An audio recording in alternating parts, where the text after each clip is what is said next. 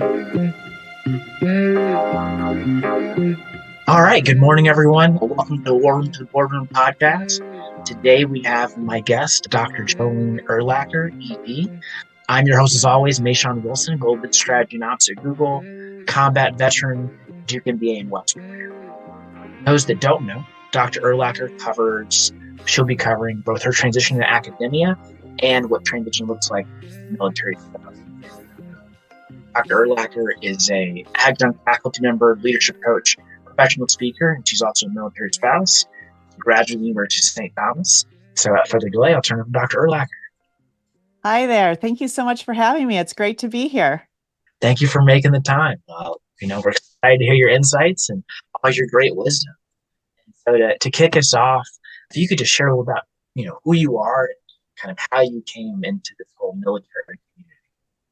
Yes, I did not have any military background growing up, family connections, anything. My family was farmers. And so when I met my husband, I was actually working at a university as a faculty member. Kind of thought I would be there, forever. I was on campus. I loved my job, loved what I was doing. I was working in Minnesota and, met my husband, who was a special operations officer at the time. Was deployed. I always like to joke he had one deployment while we were dating, one deployment while we were engaged, and then was deployed our first year of marriage, So we were one of those couples that I just jumped in the deep end. And so it was great because, I met him and he said, well, I just don't know if this civilian girl with no military background can really handle being married to a military guy. But I had grown up overseas. My parents worked overseas, so I was used to the lifestyle of moving, saying goodbyes, making new friends. And so, just jumping into the military community was just a wonderful experience for me. I found, when we would move, I could make friends, instantly, because everyone is ready to make friends as soon as you meet each other, because you don't know how long you're going to be together in the same place. So it was really wonderful, like transitioning from having really no prior military experience into this military life. When I married my husband, of course, I had to give up my job at the university on campus. But I'm so grateful because in this world that we live in today, we have this wonderful virtual connections. So I was able to continue teaching virtually at a couple of different universities and just kind of maintain my career that way, which I think is a wonderful asset for spouses today. Despite the military lifestyle of moving, we have so many opportunities to be able to still stay connected to whatever our passions are, with so many ways to connect virtually. So yeah, and then, we were married. We've been married. I got to be an active duty military spouse for a number of years. And then a few years ago, my husband actually retired. And so we got to kind of go through that whole process of what does that look like? He still does do part-time contracting, supporting military exercises. So like right now he's out in the field for 6 weeks. And so I'm still getting that TDY, kind of short deployment experience when he's out supporting military exercises, and he loves it. He still gets to be a part of the community in that way. And we live near Fort Liberty, North Carolina, so still really embedded. My kids go to school with lots of friends who have military parents. And so just still getting to be a part of a military community, even since he's retired, has been wonderful. So yeah. That's got to be an adjustment. What did your parents do to cause all those moves to living overseas and farmers? I just want to make sure I got that. So they work for a nonprofit. And so they've done a lot of work with leadership development, with youth programs, things of that nature, just in a number of communities in Latin America. So that's where I grew up, hablando español. Si hay alguien que habla español, I got to grow up, speaking another language. So when I met my husband, he actually, has a couple languages from his military training. And unfortunately, we didn't have the same other languages. So now we're both learning additional languages so we could chat. But yeah, so my parents worked in nonprofit work, which is very similar. Nonprofit international work, very similar to military, right? Serving, traveling, transitioning to serve and to make a contribution. So it was a great preparation for being a military spouse. Yes, más claro que sí. And so you currently work as a lecturer, and so you're still in the academic phase. Can you talk about, with all those transitions, how does that work? Especially, given the number of moves, there's a lot of typically career transitions that happen for spouses. How you made that work, and The great thing about my business, so when my husband was still active duty, he really encouraged me to start my own business because coming out of academia, I had done a lot of research at the time on generational trends. So I was recognizing that the college students who were coming in were not learning the same way that college students had learned 5 years ago or 10 years ago. And many of them were graduating from college, going into their profession of choice and really struggling to connect in their workplace.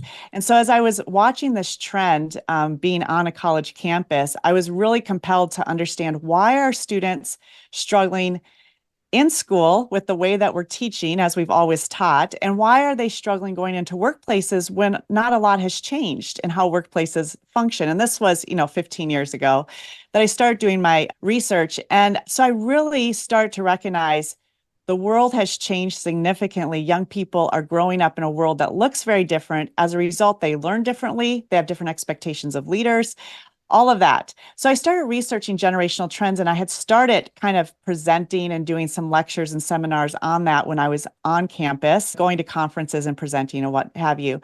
So when I got into, when I start moving as a military spouse, my husband's like, well, why don't you just start your own business? And then as you get invitations, you can, just continue to speak. So that's what happened because I already kind of had a network. I would get invitations to come and speak and present. So I could travel. I continue to travel all over the US.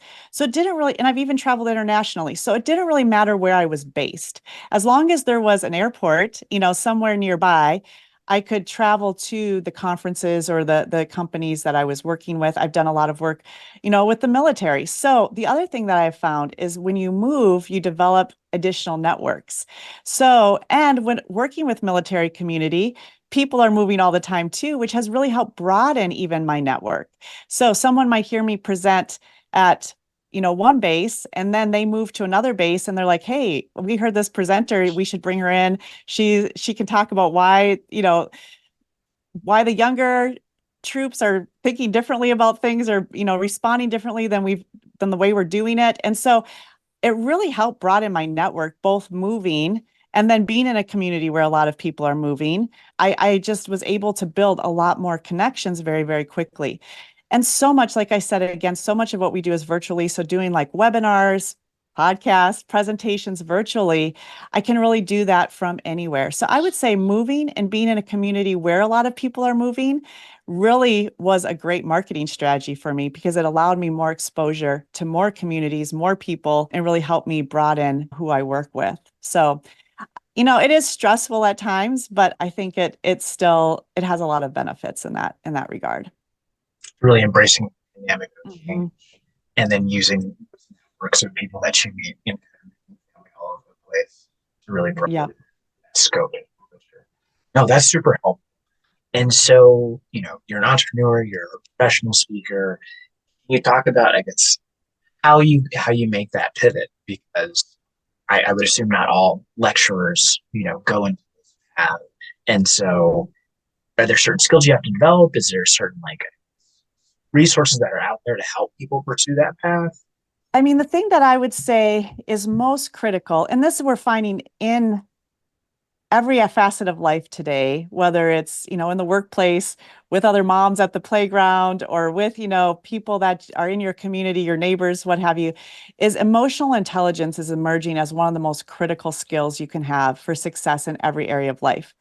Even, I mean, military marriages where you are spending a lot of time apart sometimes, the skills that come with emotional intelligence are so, so critical.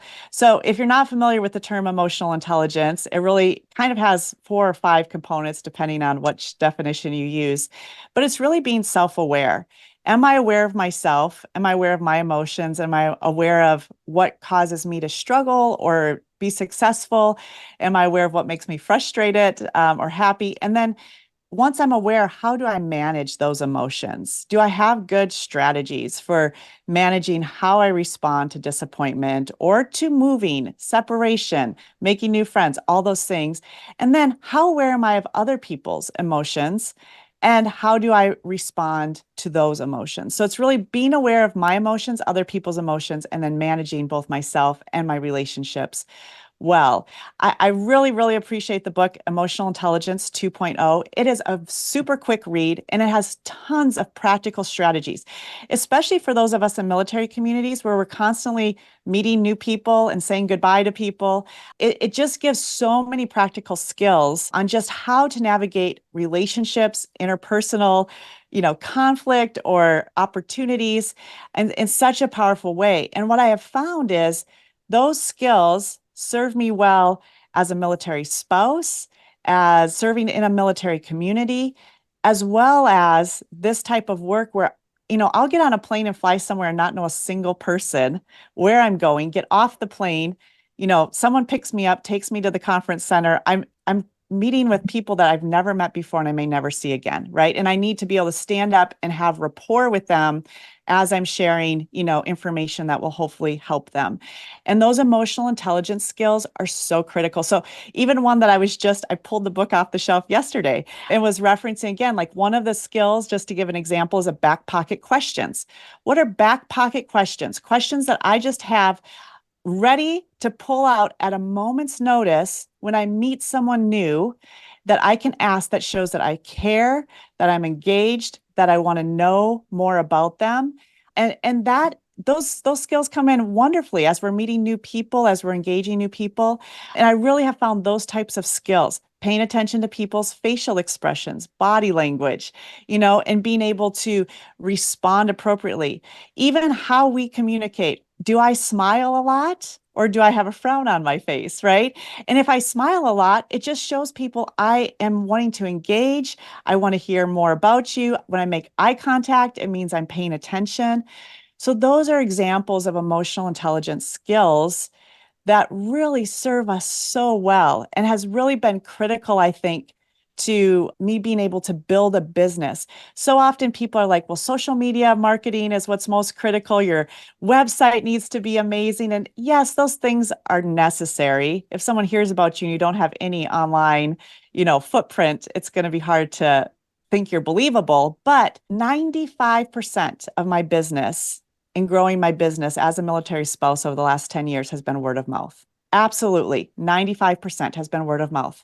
Do people feel like I'm authentic? Do they feel like I care? Do they feel like I'm invested in the information that I'm learning and that I truly want to help their organization thrive and succeed? And so I would say, if you're an entrepreneur or maybe you're a military spouse who's thinking about starting something new, really investing in developing those emotional intelligence skills is the most critical thing that I can tell you has been helpful to me. The other thing, this is really, really hard, is just seeking feedback. As you are engaging with people, finding some trusted friends or trusted colleagues who can really give you feedback. How do people perceive me? What do I do that is beneficial, helpful? What are things that I do that maybe cause frustration for people around me? And really taking that sincere feedback has also helped me, as painful as it has been to get that honest feedback sometimes. It has been invaluable in helping me develop skills that have allowed me to thrive as a military spouse and as an entrepreneur. So yeah, those would be two things I would say have been super helpful. It's just that emotional intelligence and then really valuing feedback from others. Emotional intelligence, giving, I guess, that firsthand account of how amazing you are. And Yeah. then from there, continuing to develop.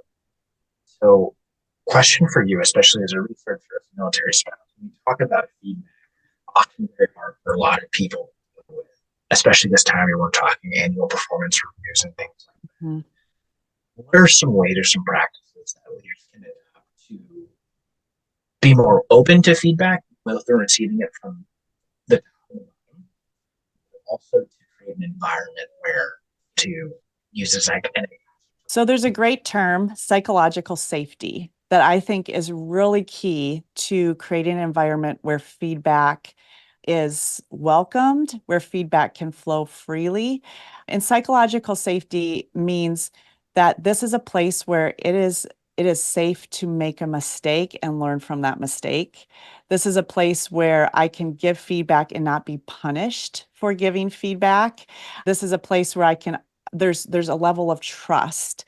So, if for those of us who are in leadership roles of some sort, creating that type of environment where we welcome feedback, and when people give feedback, we affirm it. Thank you for giving that feedback. We appreciate feedback here. So that becomes really, really critical. The same applies as individuals. So if someone gives me feedback, and even if I think that the feedback is wrong, that it's not accurate, instead of immediately going into defensive mode, which is often what we do when we get corrective feedback, just pause and say, thank you so much for giving me that feedback. I really need to think about that more. I need to reflect on that more. Instead of going immediately into defensive mode, and to be able to step back and maybe say, take a day or two, think about it. And sometimes there might be things that people are seeing that are not what we're intending, but something that we're saying or doing is communicating that, even if that's not our intention. So then having a follow-up conversation saying, I really appreciate what you said to me the other day. That is not my intention. Here's what I intend, when I'm saying this or when I'm doing this. And so what is causing that perception, and how can I maybe adjust or change? So when people feel like feedback is welcomed, it's appreciated, it's affirmed, that becomes really, really important to healthy feedback. And it creates a sense of psychological safety. I'm going to be safe if I give this feedback. Someone's not going to lash out at me. They're not going to get defensive. They're not going to get angry. So our response to feedback becomes really, really critical, especially too, if we're a leader modeling taking feedback and expressing appreciation for it, because then we're saying to everyone around us, this is helpful.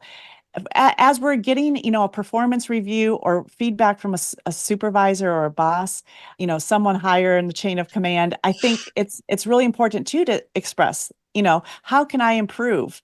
And where do you see I can improve? And being able to then express thank you for that feedback just shows that we're willing, we want to grow, we want to develop. So just that it can be really hard, but really pausing the defensive reaction, and, even if we can't respond in that moment, saying, thank you, I want to think about this more. I want to reflect on it more. And then following up with a conversation later can be really key. But then creating that environment where there's psychological safety, where people know that they can give honest feedback and it's going to be appreciated. And there's not going to be some sort of negative reaction for giving it, becomes really important. That's helpful. So creating that trust where it's okay Mhm. to make mistakes and fail, and to whether you agree with it. In terms of that psychological, how tactically as a leader do you create that psychological safety while people are either being forced to enter, whether it's the military or layoffs or anything like that? Mhm. How do you Mhm. maintain that or establish that in the midst of that transit, forced or otherwise? Yeah, that is hard. So here's what is also emerging right now. Like when we just look at leadership trends in general and what people are responding to positively, which kind of mirrors then what creates psychological safety. One of the things is authenticity. Do I feel like my leader is authentic? Do they authentically care about me? Do they authentically care about this environment? Do they authentically care about the mission or the vision of my team or my organization or wherever I'm serving my unit? And when people feel like their leader is authentic, it creates a lot more psychological safety. So, and one of the things with that is it requires a leader, which, sometimes in military context, this can be hard, so it's finding the balance with how this works in different contexts. But what we find, especially with younger generations today, is that vulnerability of some sort creates a sense of authenticity. If I can trust my leader to say, that didn't go the way we hoped it would go, or this was maybe something we could have done better, or I'm having a hard time with this decision, showing some level of humanity, that there is a level of my emotions are involved in this too, or this has been a hard decision, or I feel the pain of this decision. So when we can show some vulnerability as leaders, it creates a sense that I'm being authentic. I'm not just putting on a face, saying what I'm supposed to say, but I'm showing my humanity. And that really allows people to feel like they can trust. They can trust you as a person, even if they might not like the decision, they might not like what's happening. So that some vulnerability as leaders, where we're showing the side of us that's human, has such impact today. And part of this, I think, is because we are navigating so many virtual connections and there is such a disconnect.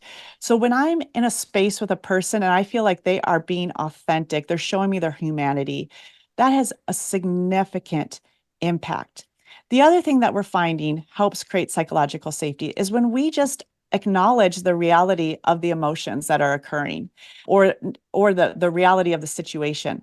Like, this situation is, it's horrible. It stinks. This is not what we had hoped for. This is not what we want. This is painful for many of us. This is causing disappointment. It's causing frustration. So when we can even acknowledge the reality of the situation, again, that gives us a sense of authenticity, right? People know we are being authentic. We're recognizing the reality of the situation. Some people's lives are being completely disrupted, or this is going to derail some people's career path that they were on and that they had hoped to pursue. So when we as leaders can show authenticity in our own experience, as well as affirm the reality of other people's experience, it creates a sense of, okay, this is an environment where people are real people, and I can trust that there's people trying to do their best, even amidst really difficult situations.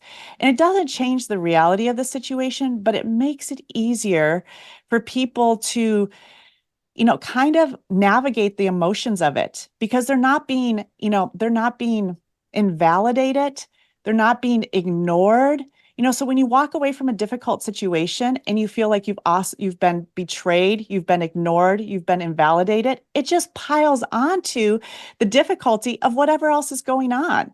If you have been laid off or there is a difficult transition, so making that transition as human as possible, adding a human touch to it and saying, this is hard. You are seen. You are appreciated. We validate this is difficult. We validate the team, the organization, whatever has let you down. And as leaders, we recognize that and we are sorry that happened. Those kinds of conversations or that kind of attitude can just really help navigate really difficult conversations. I mean, we know the environment today with social media and news feeds and algorithms that are feeding us, what we want to hear and polarizing our society. I mean, I could go on and on about all of that. But with all of that going on, when people encounter a real person who really cares, who is authentic, it really helps create that psychological safety that can help people navigate difficult situations a little bit easier than it would be otherwise. The other thing that I'll just say is trust. Trust is huge. So a couple of things that help build trust is, again, that vulnerability. When people feel like they see you as a real person, they know you care. Even though you're making difficult decisions or decisions they don't like, they know that you are invested. They know that you care. You've shown them in different ways that you care. You've connected with people outside of what's required of you as a boss or a leader or a teammate or whatever. You've asked how they're doing when you didn't have to, or you've shared some experiences, done something, crazy, went out and had a drink or something where you just built some trust with this person as a person outside of just what's strictly required from your role. That can help also create psychological safety. And trust today is so powerful. One of the things that we're seeing is that people follow individuals more than they follow institutions today. In the past, people might have joined a team because it was, I want to join, the Navy, or I want to join Google, or I want to join whatever. There was something with that. I'm going to be a part of this institution. But today, people are following individuals much more than they're following an institution. So when there's a leader within that institution that they see building trust, modeling authenticity and vulnerability, they are much more committed to that individual and the institution as a result. So yeah, really just taking time to build trust in whatever ways we can. Follow through is another big piece of it. If we say we're going to do something, following through on it, that helps develop trust. So yeah, just a couple of things that can make a big difference. All amazing points. Vulnerability, trust, follow through, kind of some of those more critical points for leaders. And so I think that the last question I have in terms of like leadership and like trends that you're seeing in your research. I'm curious about, so I know often you hear on social media, like this generation, whether it's Gen Z, Gen Alpha, is like this, and like, why are they like this? And we don't get it.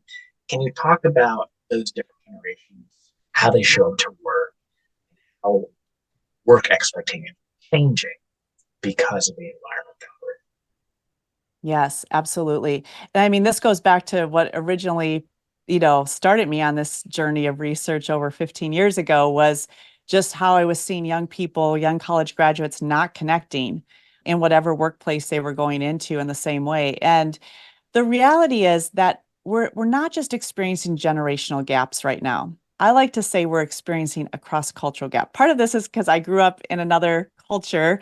And so I'm very aware of like how culture plays into things, what values drive our behaviors. And I think that is what is so key today is for us like in different generations to pause and truly understand what are the values that are driving each generation. And how are those feeding into then their behaviors around expectations and work ethic and things of that nature. So one of the big ones I'm working with, several organizations that are part of an association right now on doing some research for them and looking at how the generational trends are showing up. And one of the things that keeps coming up is the younger generation saying, we don't want to just work a 9 to 5. We don't want to just work a 9 to 5. Well, the older generations see that and they're like, well, you don't want to work 9 to 5.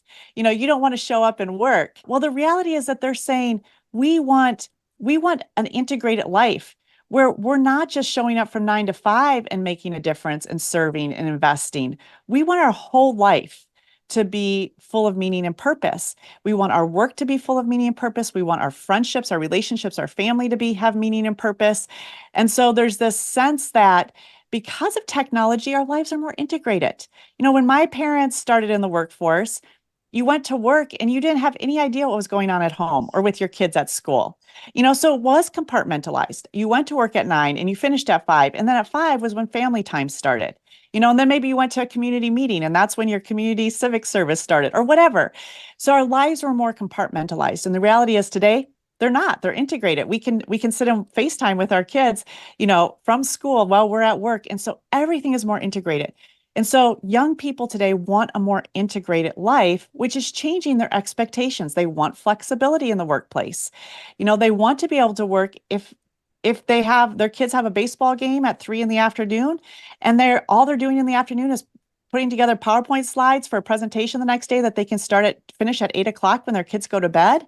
Why wouldn't I leave the office, go see my kids play baseball, and then when they're in bed, finish the PowerPoint slides that I can do at home on my couch as easily as I can in the office? So the values are just different. This desire for integrated lifestyle that allows for flexibility and lets me prioritize meaningful things in every part of my life is just different. So I think really pausing to understand what are the values that are driving the changes, because often we just see someone wanting to do something different than us and we're like that they're doing it wrong. They don't value what I value. Well, the reality is they might, it just looks different.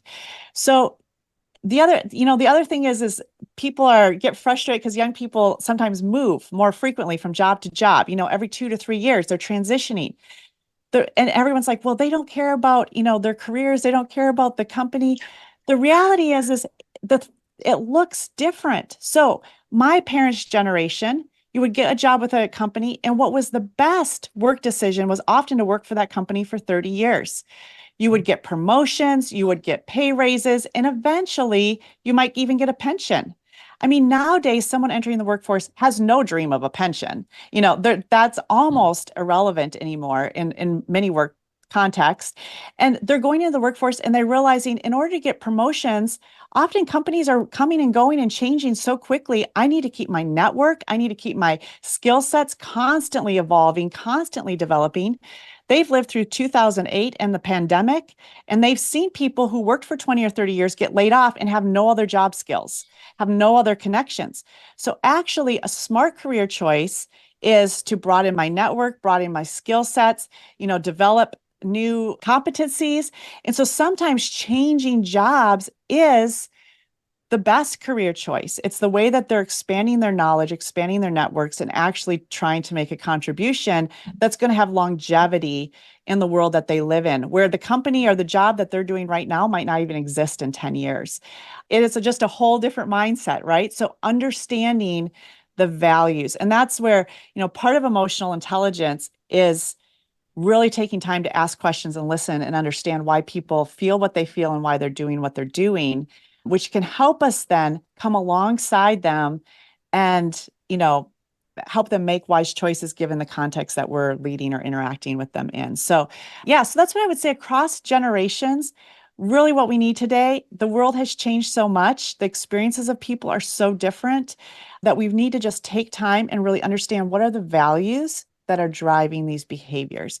And I have found over and over again, just asking a question sometimes resolves the whole thing. I was working with a younger colleague on a project, and I just felt like she was not pulling her weight. She was not, doing her part of the job. And I was like, I know all the reasons why I'm feeling this, the generational differences.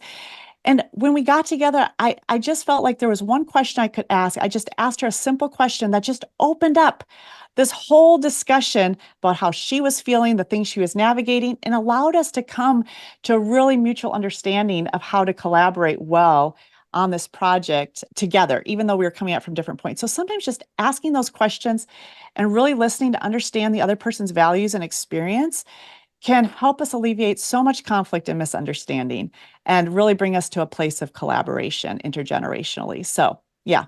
Gave me a lot of gold there. Combination between, changing expectations, kind of understanding that reality of what people are expecting out of work and the new world that we operate in here, the transparency element.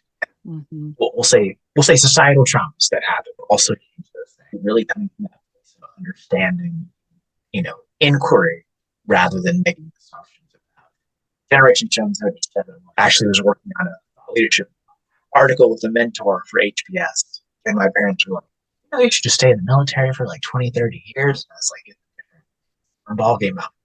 Yeah. Love you though. Yes, it really is. Yeah. A lot of gold there. In addition to the work that you've done so far, are there any like books or, different things that you're working with that you share with our readers who would like to learn a little bit more about your research and are really trying to their own like work lives and transitions? Yeah, so my website's leadingtomorrow.org. I do have a podcast, the Leading Tomorrow podcast, where I talk about generational trends, those types of things.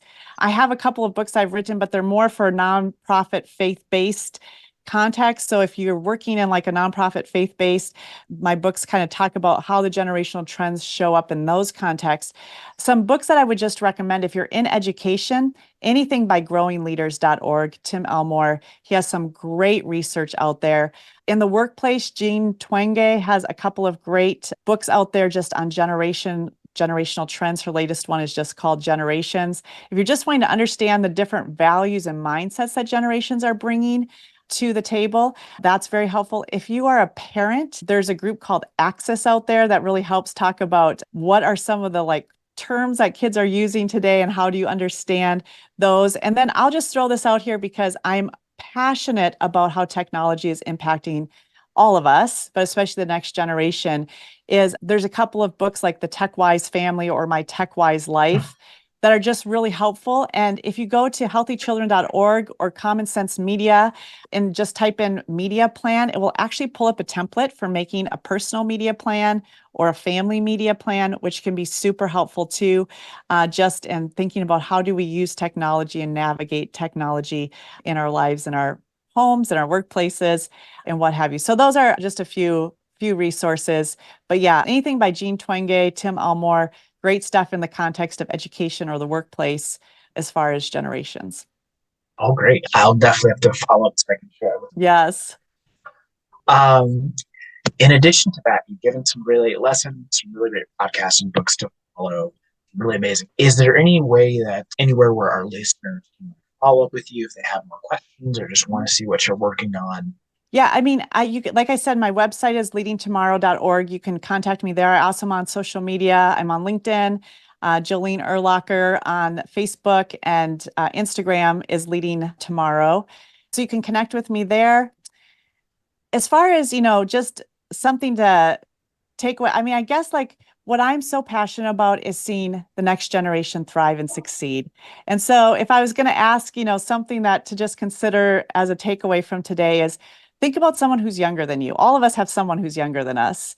And maybe just thinking about how can I take extra time in the next few days, in the next week, week and a half, to just pause and understand better their perspective, their values, where they're coming from. How can I pause and ask some questions, and actively listen and better understand the perspective of someone who's younger than me, which is really just that emotional intelligence in play. And what we're finding is that has so much power in every context, in the family, in the workplace, whether you're the military, in a school, in the business world. Just knowing that people really care about them and are willing to listen is just so powerful in building intergenerational trust and rapport, which is what we desperately need today as we're navigating the challenges in our world. So yeah, I would just encourage you to just be intentional and really connecting, understanding someone younger than you in a little more specific way. That's awesome. We appreciate so much your time and your insight. Um, I love to continue the conversation, but then thank you so much for making time. Well, thank you. Yeah, thank you for having me. This has been wonderful. I always like talking about this stuff. So thank you for the opportunity.